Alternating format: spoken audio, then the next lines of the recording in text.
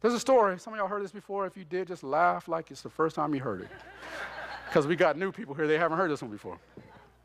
So there's this kid who's he's in a school and he's not doing very well. Like he's really struggling, particularly with math. Like his grades, he's failing. He's just doing horrible. And so his mother found out that there was this private Christian school where the record states that there are lots of kids who transfer to that school, and all of a sudden they start doing better in math, all subjects, but particularly math. Those kids who transferred in there, they started to do well. And so she transferred them to this school.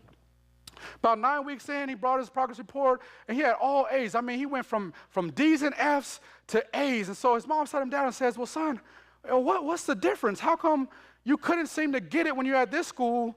Was it the teachers? Was it the curriculum? He says, no. She says, well, what was it, son? He says, I'll tell you what it was. When I walked the hallways and I saw that man hanging on the plus sign, I knew they were serious about math. So some of y'all missed it. Just ask your neighbor on the way home. I ain't got time. I got to keep going. Y'all silly.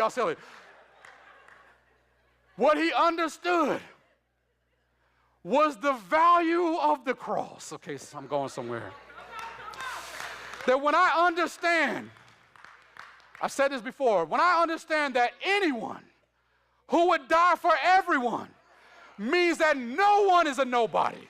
That means that once I fix my mind on the fact that Jesus didn't just die for my sins, he died for the sins of people who are committing sins against me. And once I fix my mind on the cross, then I understand that I don't have the ability to dishonor you because Jesus died for you just like he died for me. We're all sinners saved by grace. All is level at the foot of the cross. And so I honor you because if Jesus could die for you, that means you're somebody.